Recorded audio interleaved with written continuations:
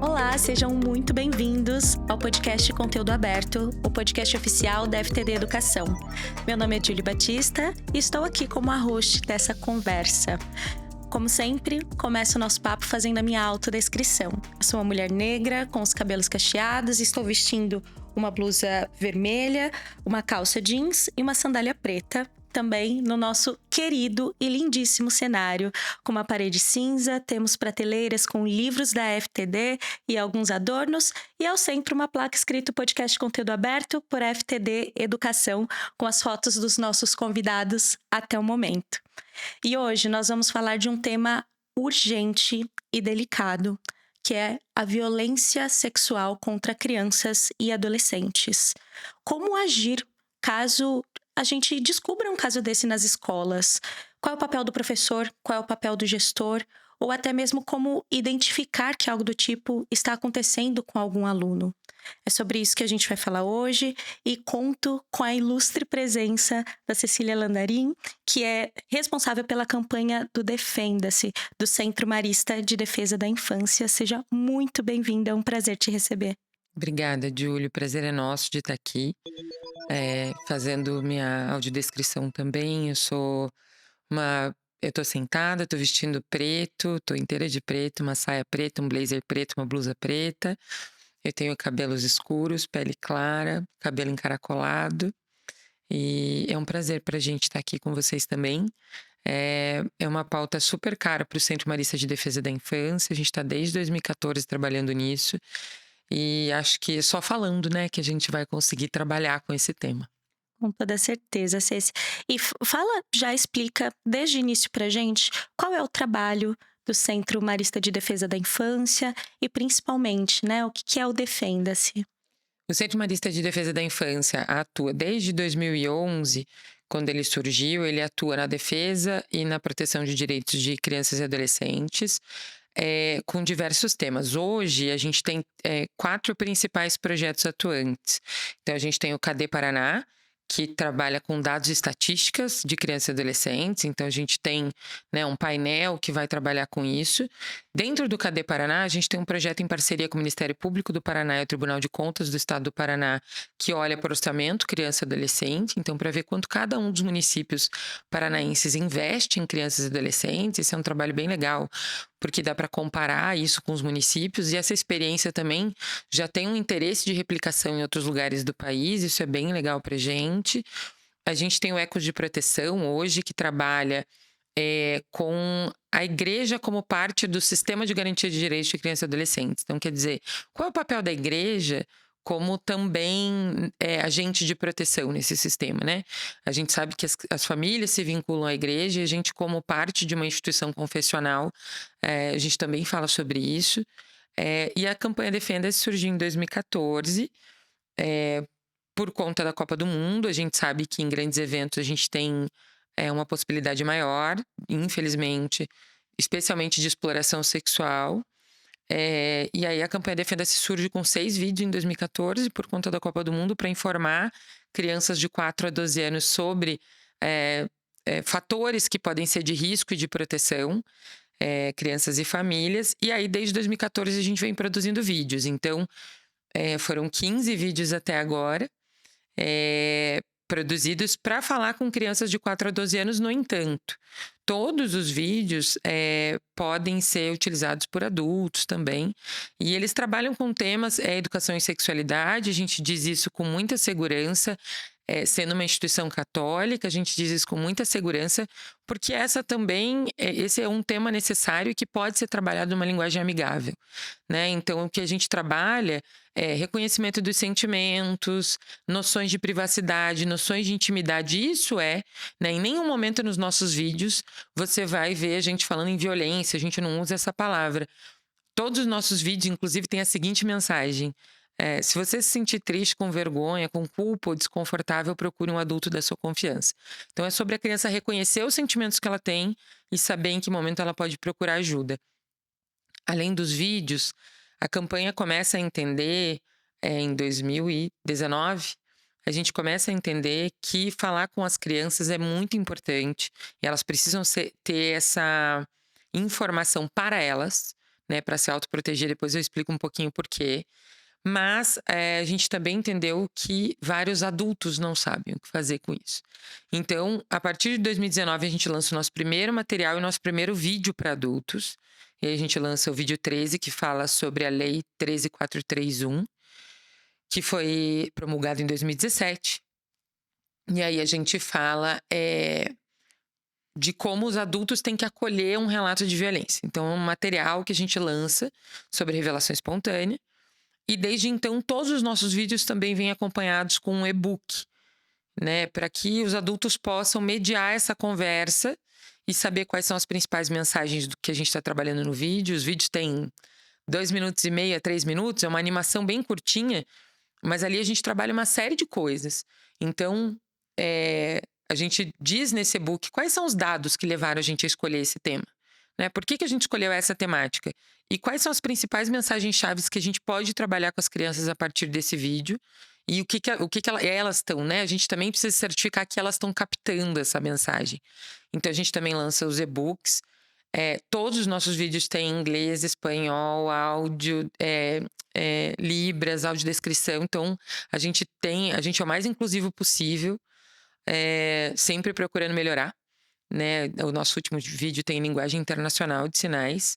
Então, é isso. Então, a gente começa a campanha Defenda-se a lançar vários materiais também para adultos, entendendo que nenhum de nós, e de fato, quando eu falo nenhum de nós, né, a gente está olhando para muitas pessoas, está preparado para lidar com uma situação de violência sexual ou de qualquer violência contra crianças, e que a gente precisa trabalhar isso também.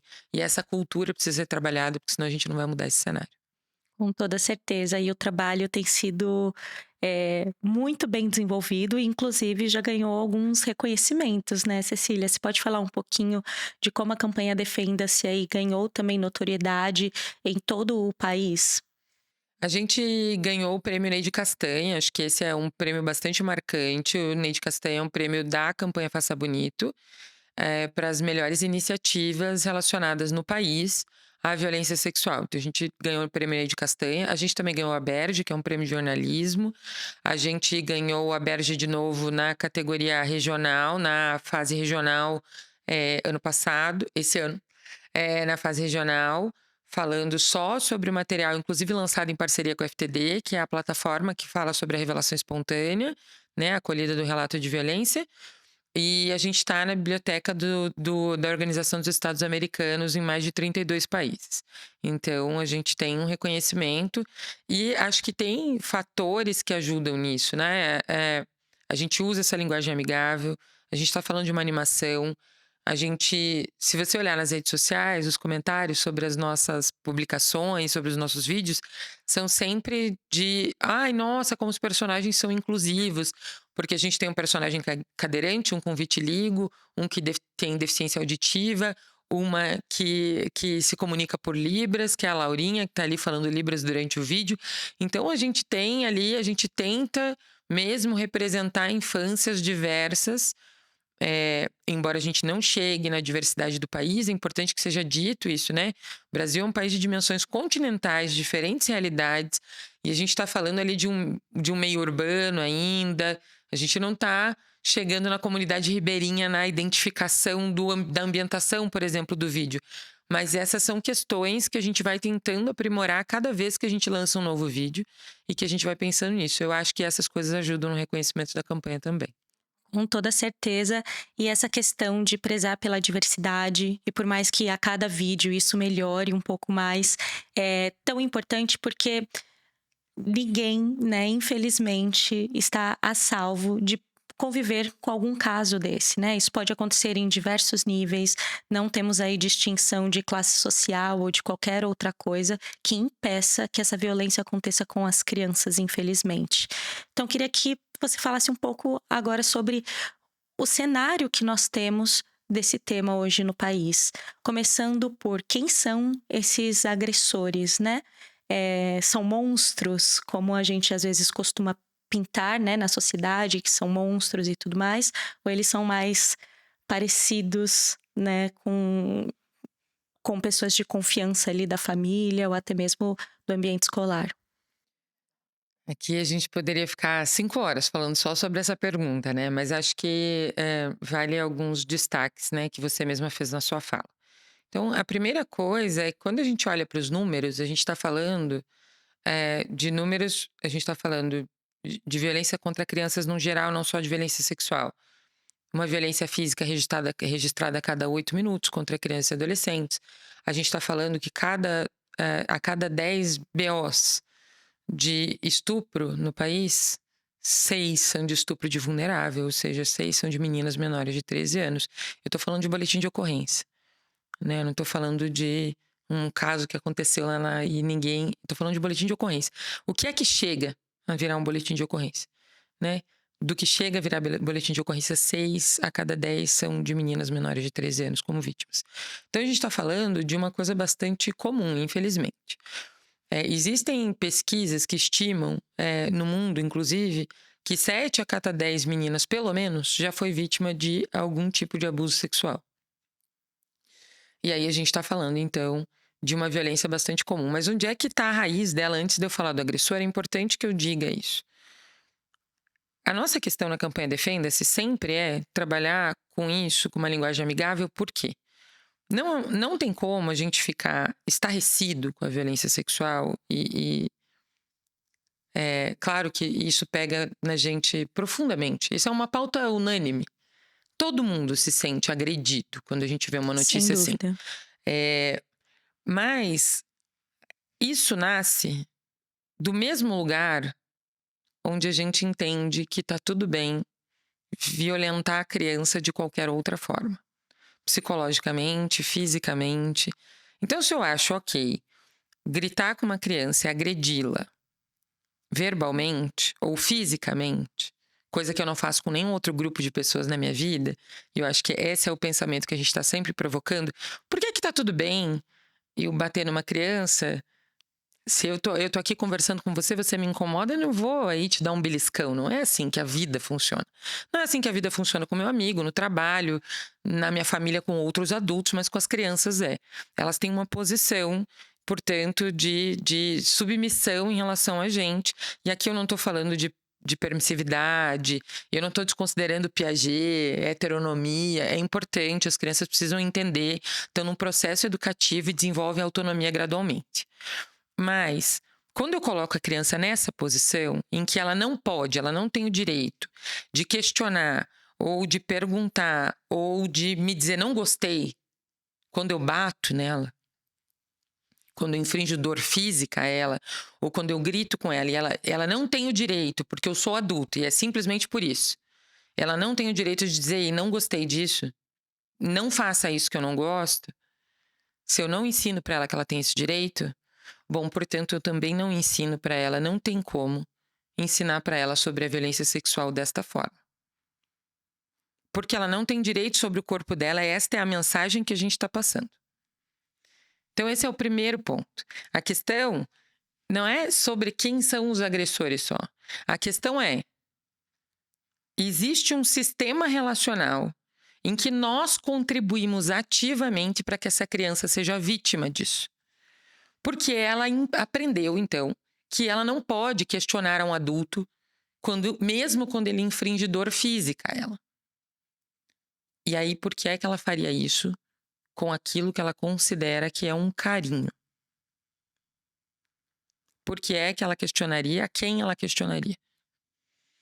Quando a gente está falando, então, de uma violência sexual, das pessoas, né, dos agressores de violência sexual, a gente está falando de uma pessoa que normalmente, e aí vamos à sua pergunta, de uma pessoa que normalmente é próxima dessa criança, usa dessa relação de confiança para que possa satisfazer, seja lá o que ela está querendo ali. Vamos deixar claro aqui que violência sexual pode acontecer com ou sem toque físico. Então, pode ser pela demonstração de uma cena inadequada, pode ser por exibicionismo, pode ser por observação, né, voyeurismo, pode ser por toque, pode ser pela internet. Então, mas eu vou me aproveitar então, né, essa pessoa vai se aproveitar da relação de confiança que ela tem com essa criança, Então, normalmente não acontece com coação. Então, veja como é complexo na violência sexual, porque a criança é convencida de que ela é agente ativo naquela situação ali. Por aquela pessoa. Ela diz: ah, essa aqui é uma coisa nossa, vamos brincar disso aqui. Quando eu falo criança, eu tô falando criança e adolescente, tá? Uma conquista, É uma quase. conquista, é uma sedução. Sedução é o principal meio de aproximação. E muitas vezes esta sedução acontece porque esta criança entende então que esta pessoa vai me dar mais atenção e mais carinho do que eu tô recebendo até agora. Porque essa pessoa tá me prometendo ser a pessoa que vai me proteger, né? Várias vezes a gente atende, eu atendi várias vezes, por exemplo, crianças e adolescentes, e aí, de novo, na sua pergunta, quem é esse agressor? Uma pessoa que elas amam. Tem uma pesquisa, eu não lembro de quem é agora, que mostra um gráfico que eu acho bastante interessante, que coloca no topo, as crianças nomearam quem são seus principais protetores. E aí, no topo, você tem pai, mãe, padrasto e tal. São as mesmas pessoas que figuram como os principais agressores de crianças e adolescentes em todos os tipos de violência. Então, as crianças têm um sentimento dúbio por esse agressor, portanto, ele não é o vilão da história dessa criança. Muito raramente ele será, né? Inclusive, normalmente a fala no atendimento é de: eu queria que isso parasse, mas eu não queria que acontecesse nada com ele. E quando eu uso gênero aqui, né? Quando eu falo com ele, e falam: atendi a menina e foi ele. Não é um acaso, a maior parte das vítimas é menina, a maior parte dos agressores é homem. Isso também não é proveniente daquilo que a gente chama de pedofilia, né? Pedofilia é um transtorno parafílico e tal, tem CID. A maioria dos agressores não é pedófilo, até onde a gente sabe. Mas a grande questão é: isso acontece porque a gente tem uma cultura que diz para as pessoas que elas podem fazer o que elas quiserem com crianças e adolescentes. Desde gritar, bater e cometer violência sexual. Qualquer uma das coisas que elas tenham desejo de fazer, a criança tem que se submeter. É isso que a gente aprende quando criança, é isso que a gente reproduz quando adulto, e é assim que as crianças vão continuando sendo vítimas nesse sistema, e que os agressores são essas pessoas próximas da família, que estão ali, às vezes, num momento que teve de aproximação, e eu me senti à vontade para fazer isso. Né? Então as pessoas perguntam: mas não é pedófilo, Cecília? Então, por que que faz? Tem uma entrevista da Oprah muito interessante com um agressor sexual, a Oprah Winfrey, e com um agressor sexual, ela pergunta: mas por que você agredia? Por que você violava as meninas? Né? Porque você cometia violência sexual. E ele diz: porque elas não diziam não. Olha, é só a primeira parte do nosso papo e eu já estou muito estarrecida, assim. É um tema super pesado e que a gente evita falar com profundidade e clareza, porque muitas pessoas evitam falar com profundidade e clareza, principalmente quando a gente fala de ambientes familiares e do ambiente escolar, que são ambientes que a gente pensa que vão blindar essa criança de qualquer perigo, né? E a gente acaba se deparando com situações como essa e pensando em toda essa estrutura social que permite também que isso aconteça. Mas, para além disso, Cecília, quais são os impactos? Você acabou explicando pra gente, vem até de uma questão de um relacionamento que a criança tem, de que não quer que aconteça nada com esse agressor, né? Isso acontece com crianças pequenas, acontece com adolescentes, mas quais são os pontos e as consequências disso a curto e longo prazo na vida da criança, né? Conforme eles vão crescendo, muda essa percepção, gera uma revolta obrigatoriamente, ou esse sentimento de impotência acaba acompanhando essas vítimas por toda a sua vida? É muito difícil que a gente estabeleça um padrão para isso, né? A gente, na campanha Defenda-se, inclusive nos nossos materiais, a gente toma cuidado de dizer, né, de perguntar, e aqui sem querer invadir nenhum espaço dos psicólogos, mas o que é um trauma, né? É a maneira, o trauma não é o fato em si, é a maneira como você elabora alguma determinada situação. Então, isso é muito particular e muito subjetivo e tem a ver com a maneira como se passa por aquele processo ali, com o apoio na hora que você descobriu ou não, com o que você recebeu na hora que você pediu ajuda, na hora que você identificou. Mas a gente tem consequências, e aí essa é uma outra questão, né? A gente trata a violência sexual como a pior das violências, mas não existe nada que comprove que ela cause traumas maiores do que a violência psicológica ou a violência física. Então, esse é um primeiro ponto, né? Não existe um grau moral de pior. Moral existe, né? Mas de psicológico nessa elaboração, de que eu possa te carimbar aqui que a violência sexual vai deixar mais traumas do que outras. Por que eu tô falando isso? Porque as consequências da violência contra crianças, desse lugar onde ela é colocada numa posição de submissão, que ela tem que se submeter à vontade do adulto, em qualquer circunstância, sem poder questionar nada, isso, independente de que tipo de violência a gente esteja falando, leva a muitas outras coisas. A nossa dificuldade de colocar limite, a nossa dificuldade de expressar a nossa vontade, a nossa insegurança com a gente mesma, a nossa necessidade de agradar, depender do grau com que você vivenciou isso. A gente falava aqui de terapia um pouquinho antes, Sim. é por aí. Mas a violência sexual tem uma coisa particular, e isso é importante, que é como a criança, o adolescente, é convencido de que ele é parte daquele processo. Então, é a única violência que exige, muitas vezes, uma atividade da criança. Ela não está ali passiva e tomou um tapa, não está passiva ouvindo o grito. Ela interage com esse agressor por aspas, aqui muitas aspas, vontade dela. Porque ela foi convidada a. Então, ela interage com esse agressor. Isso faz com que a vítima de violência sexual se sinta parte do processo e culpada a ponto de não falar dessa violência por muito tempo, porque ela entende que ela consentiu e ela é convencida disso. Então, eu acho que a curto prazo a gente tem um doloroso processo de convencimento do não é culpa sua. E eu não sei se esse convencimento chega no lugar mais profundo onde ele deveria chegar, por mais que a gente repita isso. Porque ela se sente culpada por aquilo que aconteceu. E se sente culpada também porque várias vezes esse agressor é companheiro de alguém que é da família dela, da mãe, da tia, é companheiro de alguém.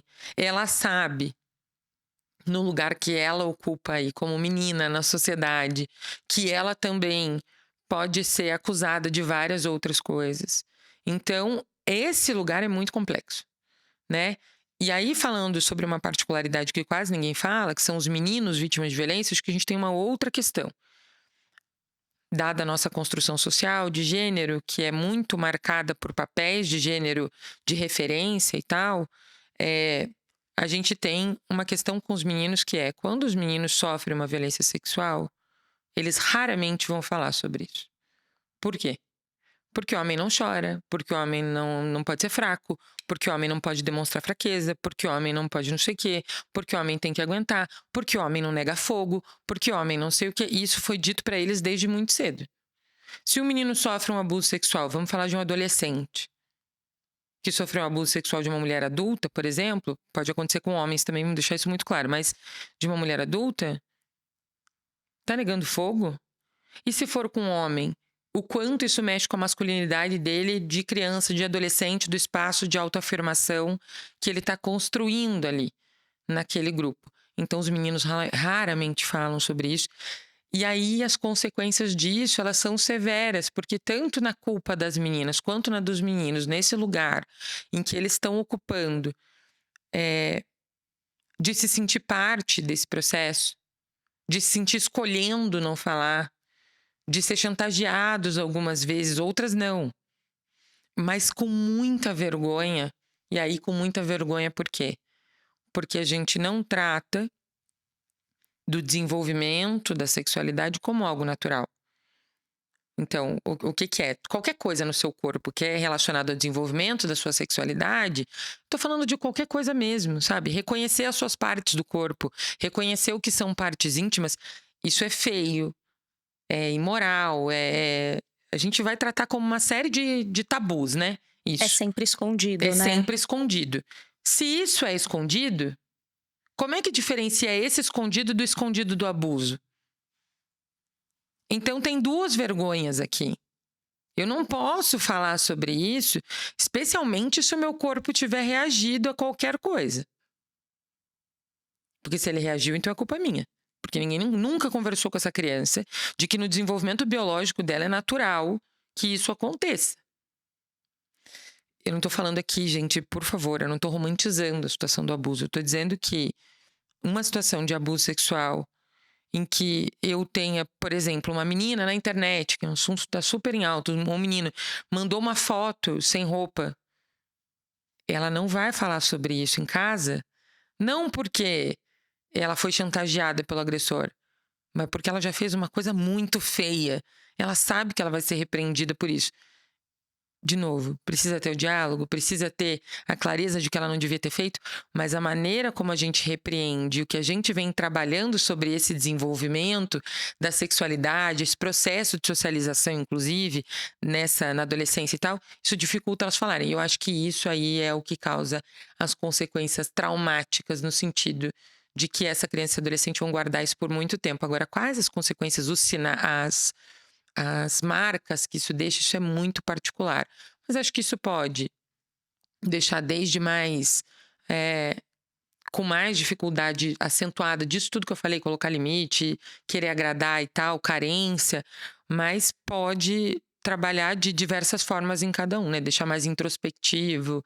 As mudanças de comportamento são muito perceptíveis quando essas coisas começam a acontecer. E tem uma frase que sempre quando a gente tem a oportunidade de conversar sobre o Defenda-se, o CMDI também reforça muito, que é: não há a opção de ficar sabendo de algo do tipo, de um caso desse, e não fazer nada, né? A gente precisa saber o que fazer. Você pode falar um pouco mais sobre isso e de como é importante que todas as pessoas... aqui a gente tem uma fala muito voltada para a educação, para os professores e para os gestores, mas aproveitando ainda essa questão de toda a sociedade entender e falar mais desse assunto, para se preparar, para lidar e ajudar essas crianças e esses adolescentes. Eu acho que eu entendo perfeitamente quando as pessoas se furtam a esse papel de ajudar. Porque é uma situação delicada que mexe com a gente profundamente, com algumas pessoas mais, inclusive, né? Porque vai mexer com situações íntimas que elas passaram. Então eu entendo perfeitamente que o primeiro ímpeto seja: eu não tenho capacidade para lidar com isso, pelo amor de Deus, eu não sei resolver isso aqui. O que eu tenho para dizer é que ninguém sabe resolver, porque cada situação é muito particular. Agora, você quer mesmo ser parte desse processo, de ficar sabendo de uma coisa dessas e não fazer nada? Por que a gente diz que não tem opção? Eu ia dizer que tem uma lei, mas tem várias. Então, olhando para o Estatuto da Criança e do Adolescente, lá em 1990 a gente já não tinha opção. Porque se você toma conhecimento de uma situação, você é obrigado, como profissional, pelo menos, a notificá-la. Na Lei 13.431 de 2017, ele vai especificar isso pra gente de uma forma mais clara. Eu vou dizer: olha, você tomou conhecimento disso por uma revelação espontânea, que é quando uma criança relata uma situação que aconteceu com ela, e eu não gosto de usar o termo que decide relatar, porque às vezes não é uma decisão. Às vezes é uma coisa tão banal que é no meio de uma atividade, e aí o aluno fala: prof, sabia que ontem meu tio... e sai para o recreio. E foi assim que relatou no meio de um grupo de 30 pessoas ali. Isso é uma revelação espontânea de violência, né? Não é um momento solene em que não necessariamente pode ser um momento que a criança vai te chamar no canto, vai pedir para conversar, mas pode ser isso. E pode acontecer em pequenos pedaços. Você vai pegando um pedaço da história em cada dia até entender que aquilo é uma revelação espontânea de violência.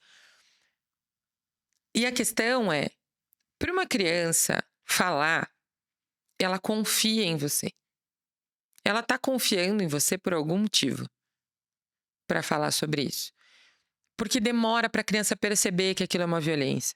Demora para ela tomar coragem de falar. Elas têm medo de falar. Elas têm, mesmo quando a situação é banal, contando uma coisa corriqueira da vida, elas não querem que aconteça nada com o agressor, são as pessoas que elas amam. Então, você tá lidando com uma coisa que talvez seja a única oportunidade de interromper esse ciclo de violência. Qual é a natureza do sistema? Proteger, do sistema de garantia de direitos, né? Ele precisa proteger essa criança no máximo que ele puder e trabalhar a função protetiva dessa família. Então, esse é o seu papel. É dar o start nisso aqui, em que esse sistema possa, então, trabalhar com essa função que não está sendo bem exercida com essa criança. Às vezes porque a família não tem nem subsídio para isso. Não estou falando de financeiro, estou falando de capacidade de tempo, estou falando de capacidade de olhar, de tempo de qualidade com aquela criança, ou de capacidade de conhecimento. São situações difíceis para todo mundo, né? As pessoas falam às vezes das mães que ficam sabendo e falam: "Ai, tua mãe não acreditou em você". É difícil, porque isso pode ser com qualquer pessoa. Eu que trabalho com isso fico meio paranoica, né? Você fica meio, por que essa pessoa quer pegar minha filha no colo? Por que, né? Então, é isso, mas a gente precisa estar atento. Infelizmente, a gente vai ter que olhar para isso. Não é todo mundo como potencial suspeito, mas o fato é isso. Então, a gente não tem essa opção sob pena de ser responsabilizado por omissão. Mas eu não gosto desse argumento. O argumento que eu gosto é: olhe como você é importante para que essa criança tenha escolhido você, de todas as pessoas no mundo. Foi para você que ela resolveu, ainda que não intencionalmente, deliberadamente, revelar alguma intimidade da família dela, sem medo. Então tem que ser você, não dá para transferir essa responsabilidade para uma terceira pessoa. Então tô na escola, aconteceu. Posso chamar a coordenação pedagógica? Não pode. É com você. A conversa é com você. Foi com você que ela escolheu falar: mas era o porteiro da escola. É com ele. Por isso que tem que estar todo mundo preparado para acolher uma revelação espontânea de violência. Por isso que a gente fala tanto sobre isso na Defenda-se. Todas as pessoas. Porque não pode transferir essa responsabilidade sob pena de responder por uma outra coisa que também é tipificada, que chama revitimização, que é, nas palavras da lei, submeter criança ou adolescente a procedimentos repetitivos ou desnecessários. Ou seja, fazer ela falar mais de uma vez vai ser responsabilizado por isso. E ela falou para você, a gente fica sabendo de casos assim, né? De que a criança tem que repetir e comprovar, e até pelo nível de maturidade, dependendo da idade dessa criança, ela às vezes desiste, né? E fala: não quero mais, porque é tanto...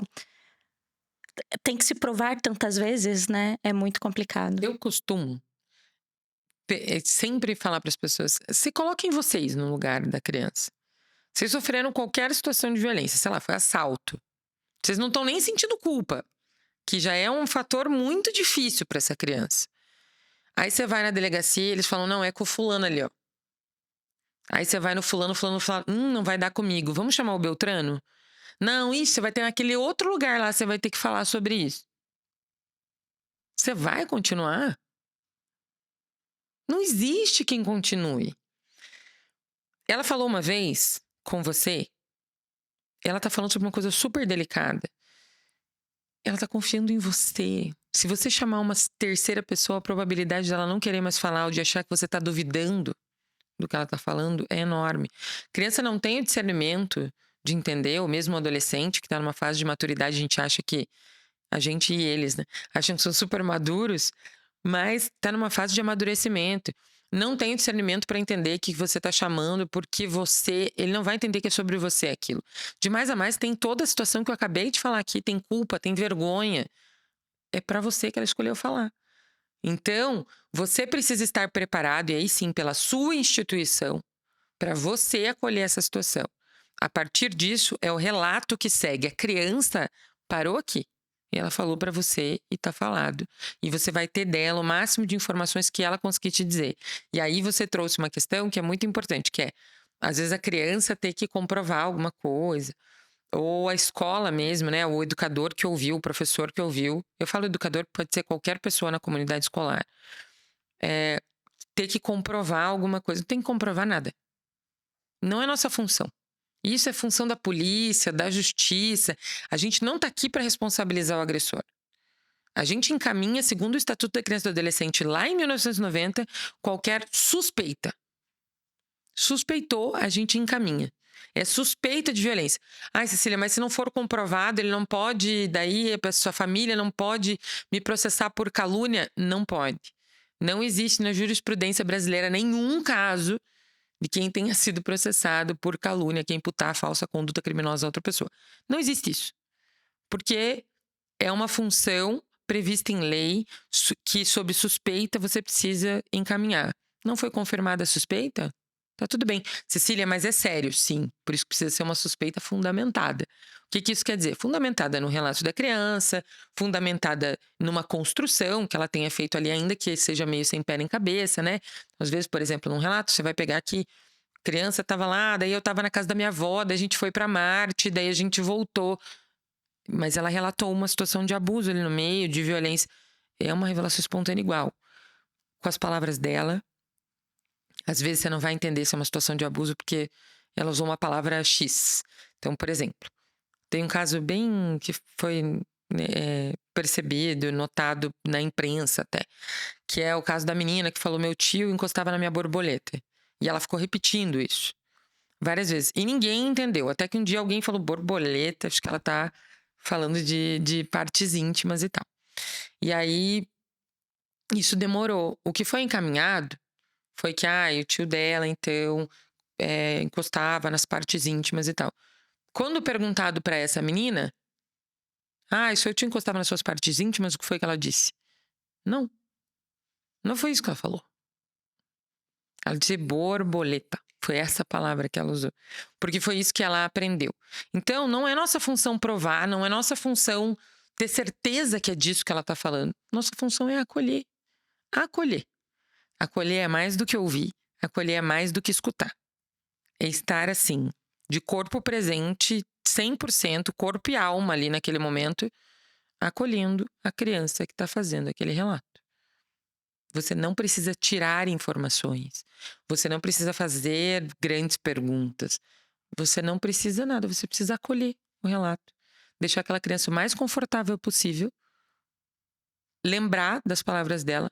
Registrar isso posteriormente e encaminhar para o responsável da escola, que precisa encaminhar daí para o sistema de garantia de direitos, que posso falar depois como é que é esse encaminhamento. Então, a gestão da escola precisa também tomar o seu lugar e se posicionar em relação a isso, né? Porque a gente tem também a figura do professor herói, né? Do professor que está perto, do professor que escuta, do professor que compra aquela briga. Você acabou de falar, a gente precisa encaminhar, né? Mas como funciona essa questão? E se você puder deixar mais claro a importância dessa gestão, estar ligada a isso e cascatear isso para toda a equipe educacional dos colégios, das escolas e dos ambientes, né, de convivência com crianças e adolescentes. Acho que é importante que a gente diferencie papéis, né? Então, a gente está falando. Tem 4 papéis importantes se a gente olhar para o sistema de garantia de direitos quando a gente fala de violência contra crianças. A gente está falando do papel do educador, do professor, que é um papel bem específico, que é esse da acolhida, da observação, do estar presente, de ser a pessoa de confiança, não o herói, mas a pessoa de confiança dessa criança. É a pessoa que tem vínculo lá no fim, né? A pessoa com quem vai se construir esse vínculo. Este papel é fundamental para interromper esse ciclo. A gente tem o papel da instituição, escola. Então, esse papel da instituição é da coordenação pedagógica, é da direção. É o papel da instituição, escola. Da equipe técnica, se essa escola tiver lá um psicólogo, um assistente social conforme manda a lei, mas se não tiver, quem são essas pessoas? A gente tem uma função da instituição, a gente tem a responsabilidade da política setorial, ou seja, nesse caso aqui, da política de educação, e a gente tem uma responsabilidade da política municipal na proteção de crianças e adolescentes. Então, veja que esse efeito, ele é uma coisa... Então, a política municipal, ela vai prever aquilo que a legislação nacional previu, mas em nível local. Então, a legislação nacional não tem como prever a realidade de Jundiaí e de São Paulo ao mesmo tempo. Ela não consegue fazer isso. Então, a legislação municipal As normativas municipais é que vão dar conta de estabelecer intersetorialmente, ou seja, entre todas as políticas, quais são os fluxos municipais. De onde vai para onde, quem encaminha para quem nessa situação aqui. E uma coisa que eu sempre costumo dizer é: não dá mais para a gente ficar agindo nas situações de violência contra crianças como se fosse um imprevisto. Os números são absurdos. Não é imprevisto. É certeza. Se a gente atende criança e adolescente, é 100% de certeza que vai ter caso de violência para a gente atender. Então, precisa estar previsto um fluxo e um protocolo para isso. Entendendo o fluxo como para quem encaminha, protocolo como faz esse encaminhamento, como é que a gente troca essas informações. O decreto 9603, que regulamenta a lei 3431, vai dizer que a política de educação tem um papel X, Y, Z e que, preferencialmente, um comitê vai ser instituído no município para pensar esse fluxo. Certo? Então, a gente está da política municipal. Na política setorial é isso. O papel dela é compor essa política municipal e orientar. Então, ela vai trabalhar para os dois lados. Ela vai compor a política municipal, trabalhar nesse fluxo e vai orientar as suas instituições, as escolas. Portanto, estou falando de escola pública, estou falando de escola particular também. Vai orientar. A escola, por sua vez, vai também fazer esse movimento duplo. Ela vai trabalhar na política setorial, então ela vai dizer: olha, esse protocolo não está servindo, não está funcionando, isso aqui não sei o quê. Mas o principal papel da escola aqui, como instituição, e aqui aí você tem que... a direção é o mínimo, mas você tem ali uma coordenação pedagógica, é deixar os seus profissionais seguros para que eles possam fazer esse tipo de acolhida da revelação espontânea, para que eles possam reconhecer os sinais de violência. Ah, Cecília, mas na escola a gente já tem tanta coisa para lidar. Eu sei, eu também trabalhei em escola, é verdade. A gente tem. Mas vejam, essa não é mais uma coisa para lidar. Isso é a vida das crianças em jogo. Todo mundo conhece o caso do Bernardo Boldrini, que infelizmente morreu depois de falar com 9 instituições. 9, incluindo o Ministério Público. A gente não pode chegar nesse ponto. A gente precisa que todo mundo esteja preparado para identificar e acolher uma revelação espontânea por esse motivo. Qual é o papel da escola, portanto? Garantir que todos os seus profissionais que têm contato, qualquer contato com crianças e adolescentes, possam se preparar o melhor possível. Estou falando de gente que a gente vai estar 100% preparado em algum momento. Isso mexe com a gente profundamente. É normal se sentir impotente, é normal se sentir triste, angustiado, com raiva. A gente só não pode passar isso para a criança. Mas o papel da escola, então, é preparar esse profissional e depois apoiá-lo. Então, o que quer dizer? Garantir que ele saiba, se isso acontecer na minha sala de aula, o que eu faço, onde eu registro, para quem eu encaminho. Se eu me sentir desamparado nesse momento, corro para quem? Porque isso vai acontecer também. Várias vezes, quando a gente acolhe um relato de violência, isso mexe com a gente numa parte profunda e a gente precisa de 5 minutos para tomar um ar. E eu vou precisar saber para quem que eu corro nesse momento. Mais uma outra coisa. E se essa revelação... Vou dar um exemplo aqui que tem nas nossas cartas lá que falam da revelação espontânea. Se essa revelação espontânea acontecer no meio de uma atividade, eu vou pedir para a criança esperar? Não posso fazer isso. Precisa estar previsto no protocolo da escola. Se acontecer no meio de uma atividade, o profissional vai chamar o não sei quem, na falta do não sei quem, vai chamar o não sei quanto, para poder tirar a criança da sala, para ouvir ela naquele momento, para poder... E se passar do horário do almoço, a criança falando? E o professor tinha que ir embora. Então, tudo isso tem que estar previsto. Eu não consigo daqui, a Secretaria da Educação não vai conseguir de lá. A escola tem esse papel, que é o papel de prever o seu próprio protocolo naquilo que faz sentido na realidade dela. Vou dar um exemplo aqui. Eu trabalhei num abrigo institucional. No abrigo institucional que eu trabalhei, para diferentes situações, a gente tinha 23 protocolos diferentes. Porque você precisa prever se acontecer aqui, se acontecer lá, e se for assim, e se for assado, e se for com aquele, e se for... Mas quem que vai substituir, mas quem que vai puxar, relata para quem, registra onde, deixa para quem, como é que a gente troca essa informação de uma maneira segura e sigilosa. Essa parte importante, sigilosa, só envolve no caso quem precisa saber. A escola precisa dizer: olha, é só comigo que você vai falar. Você não vai discutir isso na sala dos professores nem com a fulana, é comigo. E esses profissionais precisam saber disso. Então esse é o papel da escola. Quando a gente faz isso, gente, os profissionais ficam mais seguros para lidar com a situação. E a gente tem uma segurança daí, como instituição, de não fazer com que a escola responda, ou profissionais da escola, direção, criminalmente por uma coisa que não tem necessidade. Se a gente se prepara melhor, a gente diminui esse risco.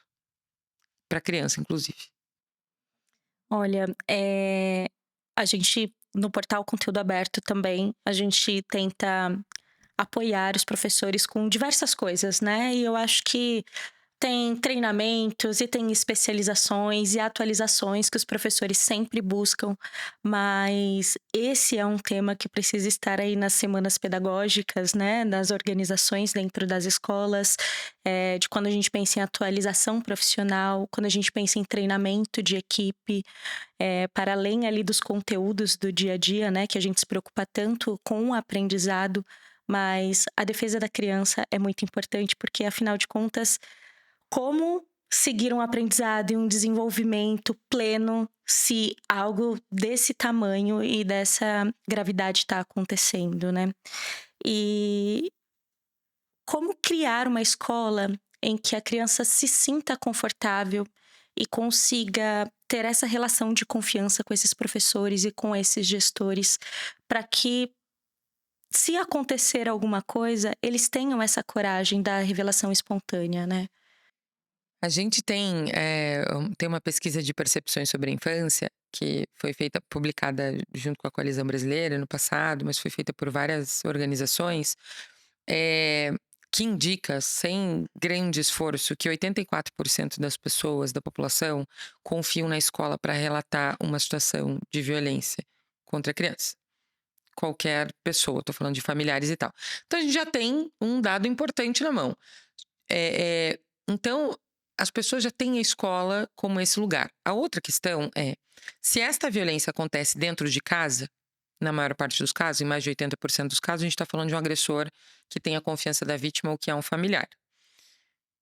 Onde é o lugar onde essa criança tem mais vínculo depois da casa? Ou é a igreja, ou é o lugar onde ela faz atividade extracurricular, ou é a escola. São esses os lugares, né? E o serviço de convivência, enfim. Você vai ter uma série de possibilidades, mas é a escola, né? Esse ambiente. Então, e como é que a gente faz para essa escola ser de fato um ambiente seguro, então, né? A gente trabalha essa questão do ambiente seguro no nosso 15º vídeo, o último vídeo que a gente lançou, que chama Peça Ajuda, justamente por isso. Como é que a escola se torna esse ambiente seguro? É importante só, antes, um pequeno parênteses, eu juro, mas é importante só dizer que quando eu falo de tudo isso, é um assunto pesado, né? Como você mesma disse, e dá uma desesperança, assim, né? Como assim 100% de certeza que a gente vai ter que lidar? É 100% de certeza com alguma situação de violência, mas acho que o mais importante é a gente saber que, a depender da nossa intervenção, isso de fato pode ser interrompido e isso pode ser superado com o apoio da escola. Porque ali tem uma importante relação de confiança com os colegas, com os pares e com os professores e com aquela comunidade toda. Então, um ambiente seguro, o que é um ambiente seguro para a gente? Um ambiente seguro é um ambiente onde eu posso me manifestar, é um ambiente onde eu me sinto ouvido, é um ambiente onde eu me sinto visto, é um ambiente onde as pessoas sabem quem eu sou. Isso é um ambiente seguro. A gente não precisa de muito para ter uma escola como um ambiente seguro. Um ambiente seguro é um ambiente onde eu sei que eu posso perguntar sem medo de represália. Eu tô falando desde o conteúdo até questionar por que nesse horário ninguém pode ir no banheiro. Eu posso perguntar, não tô falando que tem que aceitar tudo. Mas eu sei que naquele ambiente ali, se eu perguntar, não vou ser castigado por perguntar. Eu sei que naquele ambiente estamos abertos à conversa. Eu sei que naquele ambiente estão abertos a ouvir minha sugestão, a minha opinião, né? Por isso a gente trabalha tanto relacionada à situação da violência no sentido oposto, a questão da participação. Porque é isso que faz um ambiente ser seguro. A criança se sentir parte do processo, se sentir parte daquele ambiente. E isso faz o ambiente ser seguro. E o que mais faz esse ambiente ser seguro? Os profissionais terem segurança no momento em que eu vou lidar com essa situação, com uma situação de violência, os profissionais terem segurança de como eles têm que agir para não revitimizar essa criança. Então, é perceber que a situação do meu colega que revelou qualquer coisa na casa dele não virou um burburinho na escola inteira. É perceber que o meu colega está ali, sendo acompanhado, sendo protegido, no sentido, né, no sentido protecionista, no sentido de a escola olhando para ele, a equipe olhando para ele, perceber que aquele professor com quem ele tem vínculo continua disponível, dizendo: oi, tudo bem, fulano, como é que você tá hoje? Tô aqui se precisar de mim. É isso. Isso faz da escola um ambiente seguro, né? E claro que não é uma fórmula simples com o tanto de tarefas que a escola tem. Mas acho que um importante papel da escola, para além disso tudo que eu já falei, é o acompanhamento da situação. Então, quando a gente pega a situação, o educador recebeu, encaminhou para a pessoa responsável na escola. A pessoa responsável na escola, como instituição, não como ela mesma, encaminha para o sistema de garantia de direitos, necessariamente, pelo menos para o conselho tutelar. Mas tem município que tem outras comunicações. Mas o que a lei federal diz é que, pelo menos, o conselho tutelar tem que necessariamente ficar sabendo. Encaminhou para o conselho tutelar, a instituição encaminhou, aquela criança continua ali. A situação foi, a criança continua existindo ali. O que é que a escola precisa fazer? Orientar essa pessoa que é a pessoa de confiança dela. E dizer, olha, a gente já encaminhou a situação, agora a gente vai fazer o seguinte, vamos aqui fazer um plano. Você continua, né, cumprimentando ela, pergunta para ela se tá tudo bem, se passar por ela no recreio, né? Fala, e aí, fulano, tudo bem? Tá precisando de alguma coisa? Ninguém precisa saber de nada, ninguém precisa perguntar nada sobre a situação de violência, mas é importante que essa pessoa esteja presente e a escola precisa dar o suporte para esta pessoa, que é a pessoa de confiança dela. Muito interessante, porque realmente eu acho que se falta esse protocolo, é aí que traz toda a confusão, o medo e a omissão, né? Eu acho que vem desse sentimento até de o que é que eu vou fazer agora? E um medo Preciso resolver legítimo, né? tudo. E isso, Um medo legítimo até do de profissional, represália, né? De algum tipo. Se eu não tô resguardado pela escola, o que vai me acontecer se eu falar isso aqui? Mas eu conheço a mãe dele, eu conheço o pai, eu conheço a tia, o irmão dele tá aqui. Mas se eu encaminhar isso aqui, o que me acontece? Se a escola não dá a segurança de não é seu nome que vai aparecer, é a instituição, fique tranquila, aqui dentro da escola isso é encaminhado em sigilo, essa pessoa fica apavorada, né? Com toda certeza. E apesar de tudo, Cecília, né, o Defenda-se, ele tem já muitos anos, mas essa luta de proteção da infância ainda mais. De tudo que você tem estudado e visto e acompanhado, nós tivemos algum avanço na proteção da infância, principalmente quando a gente fala sobre violência sexual? Acho que a gente tem avanços legislativos, eles são muito claros. Então, as pessoas dizem, por exemplo, que a lei é branda, que ela não é, né? As previsões legais são bastante severas, inclusive. Então, a gente tem avanço legislativo. Você tem a Lei Menino Bernardo, a Lei Henri Borel. Cada uma delas vai trabalhar com uma coisa diferente, com nomes de crianças que morreram, infelizmente, por conta da violência. Agora, a gente acabou de aprovar a Lei 15.211, depois de chamada de PL da adultização. A gente acabou de aprovar essa lei. Então, você tem avanços legislativos. Esse do campo da internet é um muito significativo. A gente botar isso para discussão é importantíssimo, né? Porque a questão da violência contra a criança e adolescente, sexual, sobretudo, na internet, ela vem numa crescente e precisa ser discutido que ambiente é esse, que é um direito fundamental de crianças, ele não pode ser negado como direito, nem adianta negar, mas não pode ser negado, não queremos isso. Mas como é que a gente protege crianças nessa terra de ninguém? Que virou a internet, né? Que entrega o conteúdo que quer. Então, acho que esse é um importante avanço, porque a gente está aí discutindo como é que vai fazer regulamentação faixa etária. Então, acho que a gente tem importantes avanços. Acho que a gente tem, sim, um avanço cultural. A gente sempre diz que se a gente quer mudar a realidade da violência sexual, a gente precisa mudar a cultura de que crianças são objeto, meninas são objeto, e quando eu falo objeto no sentido de terem que se submeter à vontade do adulto. E eu acho que a gente vem, isso é percepção, numa mudança. Mas por que eu acho isso? Se você olhar o histórico de denúncias, e aí parece um contrassenso isso que eu vou falar, elas vêm numa crescente. É bom que elas venham crescendo? Não, porque a gente continua tendo muitos casos. Porém, a gente percebe que as pessoas estão percebendo e falando mais sobre isso. Estão denunciando, se elas estão buscando denunciando ajuda. mais, é porque elas estão banalizando menos, achando isso menos normal, relativizando menos a violência contra crianças. Estou falando de todos os tipos de violência. Você pegar o Disque 100 em 2022, teve 53 registros de violência psicológica por hora contra a criança lá. Por hora. É muito alto. Então, você tem as pessoas banalizando menos violência psicológica, inclusive, né? Então, essa percepção social, me parece que ela vem mudando. Ainda que a gente ainda tenha um número expressivo de pessoas que, numa pesquisa recente também, essa de percepções sobre a infância, mais de 45%, salvo engano, disse que não faria nada ao presenciar uma situação de violência contra a criança, e 25% dessas pessoas disse que não faria nada porque não sabe o motivo da violência, ou seja, tem algum que justifica. Ainda que a gente tenha dados estarrecedores como esse, me parece que esse aumento de denúncia, ele diz alguma coisa sobre isso, né? Mais do que isso, acho que a gente avança. Quando a gente avança no legislativo, demora muito tempo, mas a gente também vai avançando numa mudança no nosso padrão de atendimento. E isso é urgente de se fazer, né?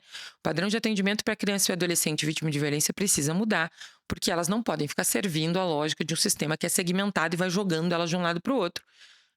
A Lei 3431 de 2017 diz isso, o Pacto Nacional pela Escuta Protegida, e a gente vai aprimorando esses protocolos que, em âmbito nacional, pelo menos, vão tentando dar conta de orientar os municípios, as escolas, como é que isso deve ser feito.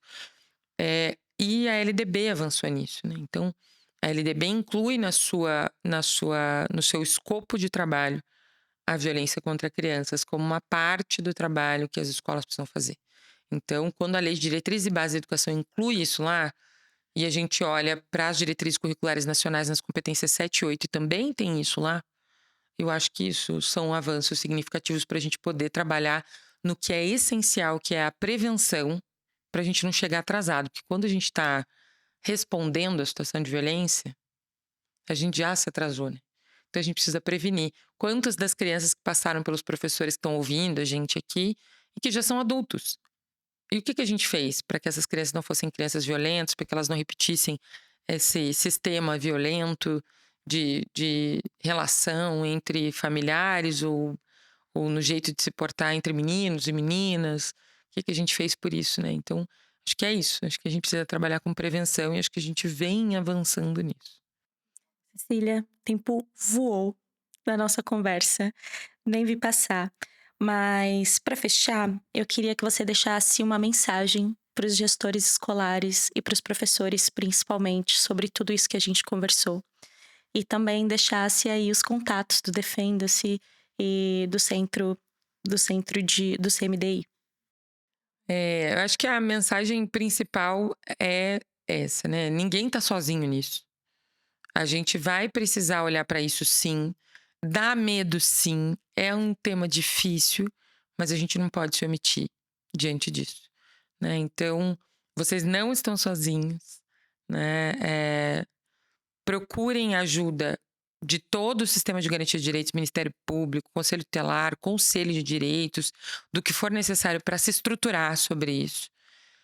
E procurem a gente, que é a Defenda-se. Na Defenda-se a gente tem vários subsídios para trabalhar com educadores sobre isso. Então a gente tem defenda-c.com. No nosso site tem todos os vídeos da campanha Defenda-se. No Baixe Aqui você encontra vários vídeos para baixar e os e-books. Lá tem uma página só dedicada à revelação espontânea de violência. Então, sobre como acolher o relato, você tem uma versão em PDF, uma versão de jogo online. Tem sugestão de como usar esse material em momentos formativos. E tem um material que chama Práticas Educativas, com mais de 25 temas, para trabalhar em sala de aula, sobre o que você quiser relacionado à violência contra crianças, com indicação de filme, livro, site, roteiro de atividade para aplicar em sala de aula. Então, a gente também quer contribuir nesse processo. A gente sabe, eu sempre começo minhas falas dizendo que a gente fala de um lugar muito confortável, né? Eu sei que a gente fala de um lugar muito confortável, que quem está na ponta é quem sofre tudo isso, mas vocês não sofram sozinhos. Acessem a Defenda-se, defenda-c.com. E qualquer dúvida também podem mandar e-mail para o Centro de Defesa, contato@centrodedefesa.org.br. Cecília, muito, muito obrigada pela sua presença aqui. Eu tenho certeza que essa conversa vai ajudar muito e pelo menos abrir espaço para esse diálogo nas escolas, com os educadores e com as famílias. Então, é um prazer mesmo receber você aqui, mesmo que esse tema seja um tema tão difícil de falar, mas que a gente precisa falar. Então, o espaço aqui do podcast Conteúdo Aberto fica aberto para vocês voltarem, para a gente sempre atualizar sobre esse tema e trazer esse tipo de conteúdo tão enriquecedor e tão precioso para os educadores, para as escolas e para as famílias. Muito obrigada. Eu que agradeço, Julie. Obrigada. E agora, vocês que nos acompanharam até o momento, vão curtir, comentar e compartilhar muito essa conversa com todas as pessoas que precisam ouvir um pouquinho do que a Cecília compartilhou com a gente. E sempre lembrando, não há opção da gente não reagir e de não ajudar e de não apoiar uma criança e adolescente que sofre de qualquer violência. Então, contamos com vocês para espalhar esse conteúdo para a maior quantidade de pessoas possíveis. Fico por aqui e até o próximo episódio. Tchau, tchau.